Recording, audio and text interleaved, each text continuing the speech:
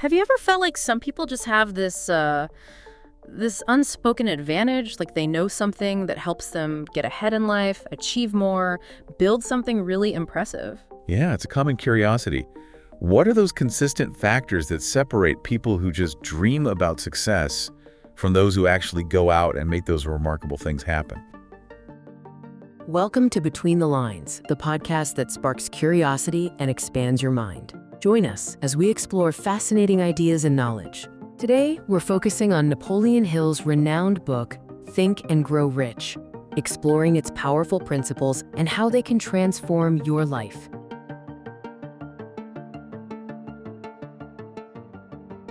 Is a book that claims to reveal this very advantage. And this isn't some new age self-help fad, by the way. It actually goes way back to Andrew Carnegie, the steel magnate. Oh, yeah. Well, he challenged the author to study the lives and habits of super successful people. And it's not just some random theory. It's built on years of looking at what hundreds of super successful people did. So think of us as your guides through this whole thing. We're going to help you understand the main principles, see how they all connect, and most importantly, figure out what it all means for you.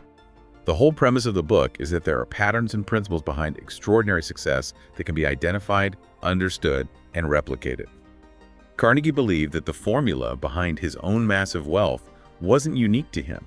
He was convinced that anyone could learn and apply these principles. That's a powerful idea, right? So today, we're on a mission to pull out the core, actionable insights from Think and Grow Rich for you, our listener. We want to understand what this so-called secret is all about, and more importantly, how you can use these principles to make real changes in your own life. It doesn't matter what your background is or what field you're in. So let's jump right into the first big principle the book lays out, the power of definite desire. And they kick things off with this captivating story about a man named Edwin C. Barnes and his intense focus on becoming a business associate, not just an employee, of Thomas Edison. Right. And what's striking about Barnes' ambition wasn't just this general desire to be around Edison or to work for him. No, he specifically envisioned himself as Edison's partner. That kind of crystal clear vision is super important. He didn't just want to work there, he pictured himself as a partner. That subtle difference is huge. It shows that truly impactful desires have this vivid, almost tangible quality to them. Absolutely. And Barnes didn't come waltzing in with an impressive resume or powerful connections. He actually hopped a freight train and rode in the blind baggage car just to get to Edison's lab in New Jersey. Can you imagine? Wow. And when he finally met Edison, Edison later described him as looking like an ordinary tramp. There is something about Barnes's determination, this unwavering resolve that shone through. Right. Edison himself later said that when someone genuinely burns with desire for something, they give off this magnetic force that attracts opportunity. He saw that Barnes was unshakably committed to staying there until he achieved his goal, and that's what got him the chance. And that initial opportunity, even though it was a humble one, eventually turned into a significant partnership within Edison's companies. It wasn't like an overnight success story.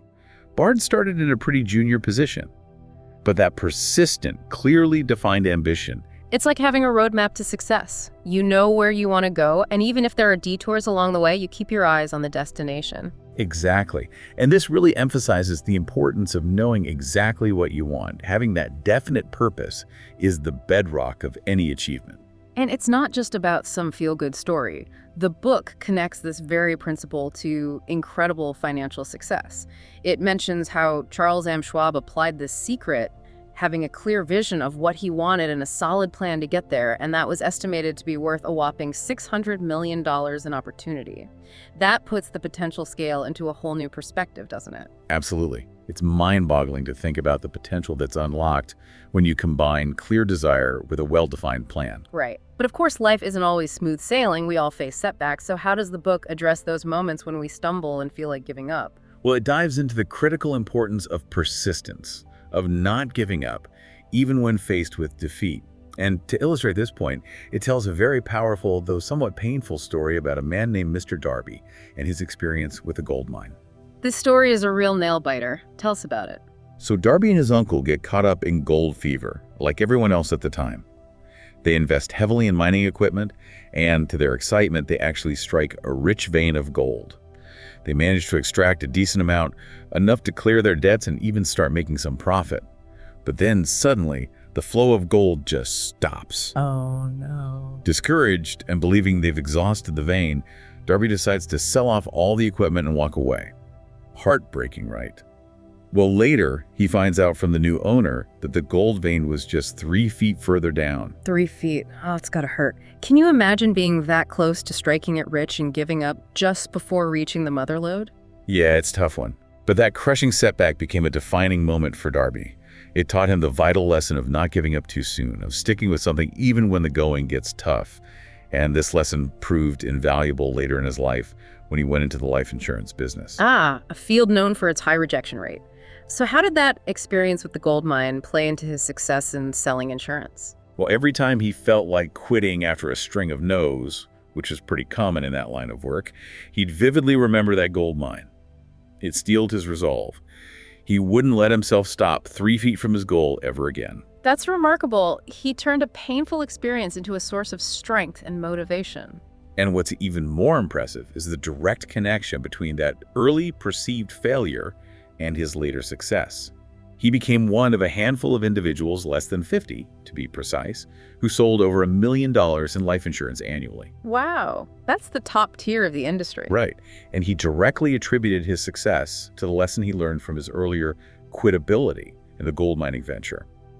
It really highlights a crucial truth. Temporary defeat often precedes significant achievement, and the natural human tendency is to quit right before a breakthrough. So it's all about pushing through those tough times, remembering that just because you haven't achieved something yet doesn't mean you won't. Precisely. The book even emphasizes that many people who reached incredible success actually faced their biggest challenges right before their greatest triumphs, literally one step beyond what felt like complete defeat. It's a powerful reminder not to mistake a temporary setback for ultimate failure. And there's another interesting little story about Darby, this one involving a child's persistent demand for 50 cents from his uncle. Right. That story perfectly illustrates the raw power of intense desire that we talked about earlier. Darby's uncle, apparently a man of considerable stature, maybe a bit intimidating, was about to scold a young girl. But her unwavering demand for 50 cents, which her mother desperately needed, and she made this demand with absolute conviction and a forceful voice, completely stopped him in his tracks. He was so taken aback by her pure, unyielding need that he instinctively reached into his pocket and gave her the money. It's fascinating how a child's unyielding desire could overcome perceived limitations and even authority. Exactly. Darby himself spent years pondering that encounter, trying to figure out what unseen force this child possessed. And it really circles back to our initial point. The power of a definite desire is a fundamental driver of success. It sets things in motion. So we've established the importance of having a strong, clear desire. But desire alone isn't enough, right? The book argues that this desire needs to be fueled by an equally powerful force. Belief. Yeah. And this is where the book starts to explore the incredible receptivity of our minds to our dominant thoughts. It argues that our brains become almost magnetized by what we consistently focus on, and this, in turn, shapes our reality. It's not just about passively wishing for riches, is it? Right. It's about desiring riches with a state of mind that becomes an obsession, a deep-seated conviction that wealth is attainable for you. And this isn't just some mystical mumbo-jumbo. There's a psychological basis for this. Repetition of these thoughts reinforces your beliefs and primes your mind to seek out opportunities that align with them. And it's about actively cultivating what the book calls a success consciousness, consciously working to eliminate self-doubt and erasing the word impossible from our mental dictionary. Exactly. It's about developing an unwavering, almost visceral belief in your ability to achieve what you deeply desire. And to illustrate this, the author shares a very personal and incredibly inspiring story about his own son, who was born without ears. Now that's a truly powerful example. Despite the seemingly insurmountable physical challenge, the author instilled in his son an unshakable desire and unwavering faith that he could hear and speak normally. It's amazing how he reframed the situation, suggesting that his son's lack of ears could actually be a unique advantage. Right, it's incredible. He planted the seed in his son's mind that teachers would naturally give him more attention and that people would be more inclined to buy newspapers from them, seeing him as this determined young boy overcoming a significant obstacle. And incredibly, this deeply ingrained belief, combined with his persistent efforts to learn to communicate, led to his son actually developing the ability to hear and speak. It's a testament to the self-fulfilling prophecy of belief. It really is. And the book highlights 3 key elements in this remarkable achievement. The powerful synergy of faith combined with desire, the consistent and persistent communication of that belief, and the son's own unwavering faith in his ability. It's a truly inspiring example of how belief can shape reality. And this leads us to the concept of autosuggestion, which the book presents as a practical technique for intentionally cultivating a state of mind steeped in faith and influencing the subconscious mind with positive affirmations and clearly defined desires. Exactly. Autosuggestion is about consciously and deliberately feeding your mind with thoughts and emotions that align with your aspirations. The author even provides a specific formula for building self-confidence and achieving your aspirations. Tell me more about that formula. Well, it involves writing down a precise description of your primary goal, then dedicating time each day to intensely focus on achieving that goal with absolute faith. But it's not just blind faith. It's grounded in the understanding that lasting success is built on principles of truth and justice. And a crucial part of this is actively working to eliminate negative emotions that might be holding you back. The author emphasizes the importance of repeating this formula daily, spoken aloud with deep conviction, believing that it will gradually shape your thoughts, your actions, and ultimately your reality. It's about retraining your mind to focus on what you want and to believe in your ability to achieve it. Precisely. And the book draws a compelling parallel with Mahatma Gandhi, highlighting how his unwavering faith in his cause enabled him to influence millions and achieve what military force couldn't. It really underscores the immense power of deeply held belief that's consistently reinforced and acted upon. So we have the desire, the belief, and now we need a plan, right? Exactly. The book then shifts its focus to the practical implementation of your desires and introduces the important concept of the mastermind. This section brings us back to the story of Charles M. Schwab and the creation of the United States Steel Corporation. Schwab had this ambitious vision of consolidating various steel companies, and crucially, he presented this vision to J.P. Morgan with profound faith and conviction. What do you think it was about Schwab's faith that resonated so strongly with Morgan? Was it his presentation style, the clarity of his vision, or something else entirely? It's hard to say for sure, but we can infer that Schwab's deep conviction translated into a compelling and persuasive presentation. His clarity of vision would have inspired confidence in Morgan, assuring him of the venture's potential for success. And as the book points out, Schwab's idea, backed by his evident faith, was marketed for a huge profit, something like $600 million. It wasn't just the brilliance of the idea itself, it was the confident articulation and the well-structured plan that turned it into such a massive success. So it's not just about having a great idea, it's about believing in it wholeheartedly and presenting it in a way that inspires others to believe in it too. Precisely. And this leads us to the idea of the mastermind, which the book defines as the harmonious coordination of knowledge and effort between two or more people working together towards a common goal. The key is that this collaboration happens in a spirit of complete harmony.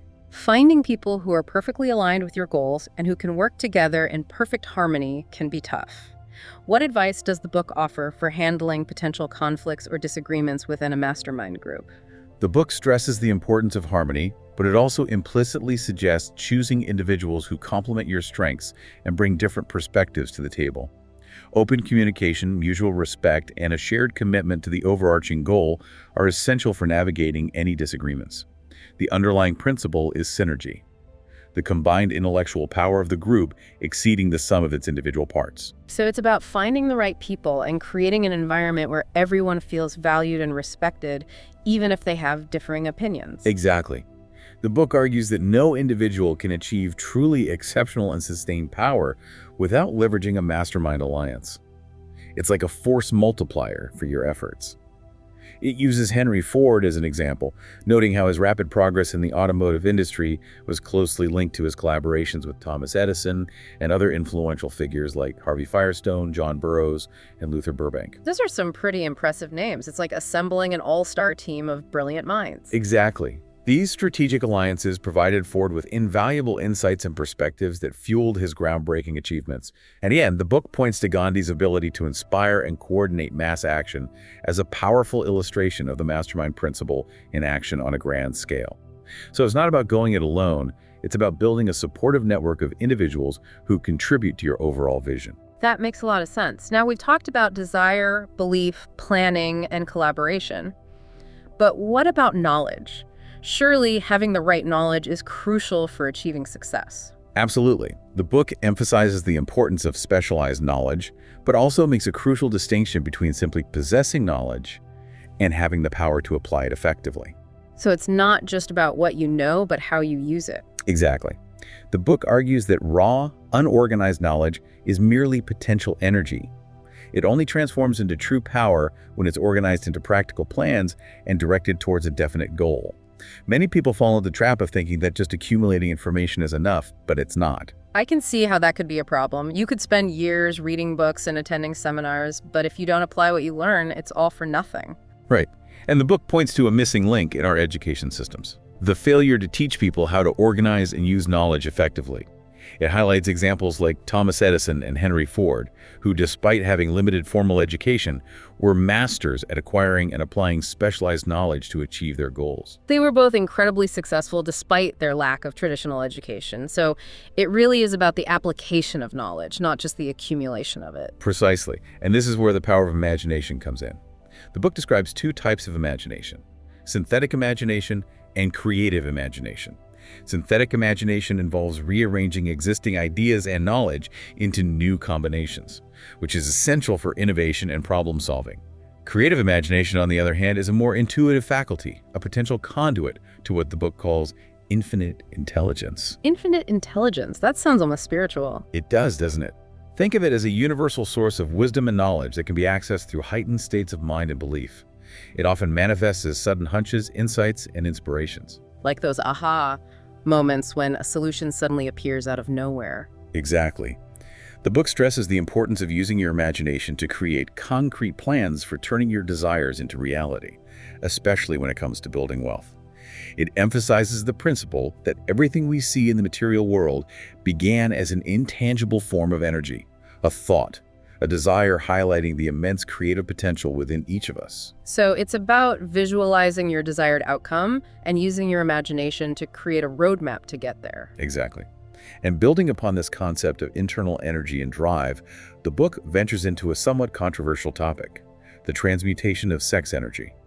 It suggests that the desire associated with sex is one of the most powerful forces in the human mind. That's certainly a bold statement, especially considering the time period when the book was written. How does the book reconcile this idea with societal norms? And are there any potential misunderstandings or pitfalls that readers should be aware of? That's a great question. The book approaches this topic from the perspective of a powerful, primal human drive. It suggests that the intensity of this energy can be channeled into other areas of life, like creative pursuits or ambitious goals. It argues that genius can be developed by redirecting this energy from physical expression to other forms of desire and action. So it's not about suppressing or denying this natural drive, but rather about harnessing and redirecting it towards productive ends. Exactly.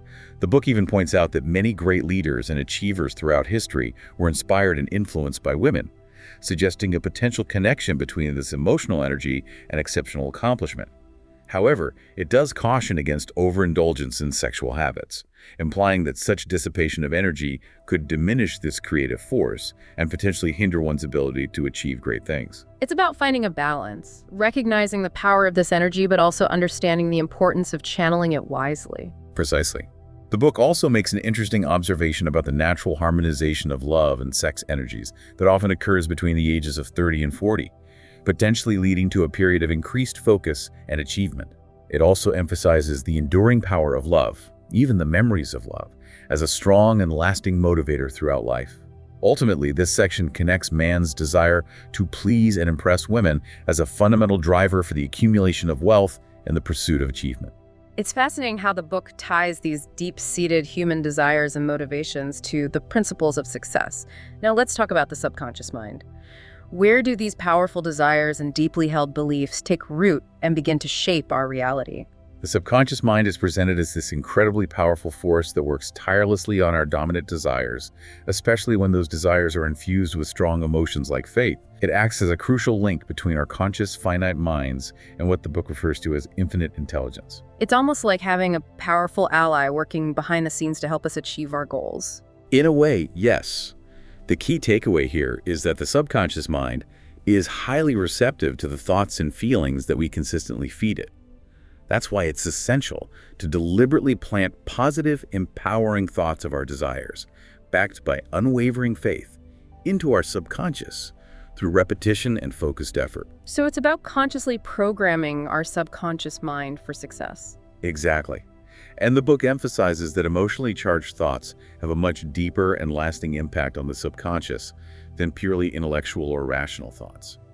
This brings us back to the technique of autosuggestion. By repeatedly affirming our desires with strong belief and emotion, we can effectively influence our subconscious mind to work towards their realization. It's like planting seeds in fertile ground and nurturing them with positive energy and belief. That's a great analogy. The book even touches upon the practice of prayer in this context, suggesting that it can be a powerful method for transforming our thoughts and desires into spiritual vibrations that can reach infinite intelligence, with faith serving as the essential catalyst. So it's not just about positive thinking, it's about tapping into a deeper power, a universal source of energy and wisdom. Exactly. The book also introduces the idea of a sixth sense, often associated with creative imagination, as a potential way to connect with this universal mind. The author even shares his practice of using invisible counselors, a mental exercise where he imagines consulting with a panel of influential figures as a technique for impressing desired qualities and beliefs onto his subconscious mind. It's fascinating how the book combines practical techniques with these more esoteric concepts, but while it emphasizes cultivating these positive forces, it also acknowledges the obstacles that can hinder our progress. And a major category of these obstacles is fear. Yes, the book dedicates a significant portion to understanding and overcoming the 6 basic fears that it identifies as common to most people. It presents fear as a primary saboteur of success, with the seemingly harmless habit of indecision being its initial seed. So indecision is like the gateway drug to fear. In a way, yes. The book then outlines the 6 basic fears: poverty, criticism, ill health, loss of love, old age, and death. It also points out that the first 3, fear of poverty, criticism, and ill health, are often at the root of most worries and anxieties. It makes sense when you think about it. Those are pretty fundamental concerns for most people. Right. And the book delves into how each of these fears can paralyze us and prevent us from achieving our goals. The fear of poverty, for example, can stifle imagination and lead to a cascade of negative consequences. The fear of criticism can keep us from taking risks and pursuing our dreams. The fear of ill health can manifest as actual physical symptoms, even in the absence of any real illness. So it's not just about these fears being unpleasant. They can have a real impact on our lives and our ability to succeed. Absolutely. The book also addresses the fear of old age, which is often intertwined with the fear of poverty and societal beliefs about aging. And it briefly touches upon the fear of death, acknowledging its historical connection to religious dogma, while also noting that science has helped to alleviate this fear for many. The key takeaway is that we need to consciously recognize these fears within ourselves and then make a deliberate decision to master them. So it's about facing our fears head on and not letting them control our lives. Exactly. And beyond these 6 basic fears, the book introduces what it calls susceptibility to negative influences, or the 7th basic evil. This is presented as a subtle but potentially crippling affliction that can prevent us from accumulating wealth and achieving our goals. So it's like a hidden vulnerability that makes us susceptible to negative thoughts and the opinions of others. Precisely. The book emphasizes the importance of protecting our minds from these harmful influences, both external and internal, and it provides a series of self-analysis questions to help readers identify their own vulnerabilities in this area. These questions encourage honest self-reflection on tendencies towards self-pity, envy, focus on failure, self-confidence, learning from mistakes, and tolerance for negative influences. It's like a mental checkup to assess our resilience to negativity. That's a good way to put it. This self-assessment is crucial because recognizing these tendencies is the first step towards mitigating their impact. It's about becoming more mindful of our thoughts and emotions and consciously choosing to focus on the positive. And finally, the book brings us full circle back to a core theme that underpins everything we've discussed: the power of decisive action. We started with the importance of desire, and now we're ending with the importance of taking action on those desires. Exactly. The book reiterates that indecision is a deeply ingrained habit that can significantly hinder progress. It contrasts this state of mental inertia with the transformative power of making a definite decision, using the example of the signatories of the Declaration of Independence who risked their lives for their beliefs. They made a bold decision and stuck to it, even when the stakes were incredibly high. Exactly. And the message is clear. To achieve financial freedom and success, you must make a firm decision about your goals and then take consistent action towards them. The book encourages readers to break free from indecision and cultivate the habit of persistence. It's about making a choice and then sticking to it, even when faced with challenges and setbacks. Precisely. Persistence is the key to overcoming failure and ultimately achieving your dreams. So, to wrap things up, we've covered a lot of ground in this deep dive into Think and Grow Rich. We've explored the importance of desire, belief, planning, the mastermind principle, specialized knowledge, imagination, transmuting energy, the subconscious mind, overcoming fear, resisting negative influences, and finally, the power of decisive action. It's clear that the secret to success isn't a magical formula, but rather a combination of principles that require understanding, application, and consistent effort. It's about taking control of our thoughts, beliefs, and actions and consciously directing them towards our goals. Now, for you, our listener, here's something to ponder. What's one area of your life where applying a more definite desire and an unwavering persistence could lead to surprising and positive results? Or perhaps consider which of the 6 basic fears might be holding you back from pursuing your dreams. What's one small step you can take today to challenge that fear? We encourage you to continue exploring these timeless ideas and reflect on how they can be applied to your own life and aspirations. Remember, the potential for greatness lies within each of us. It's up to us to tap into it and make those dreams a reality.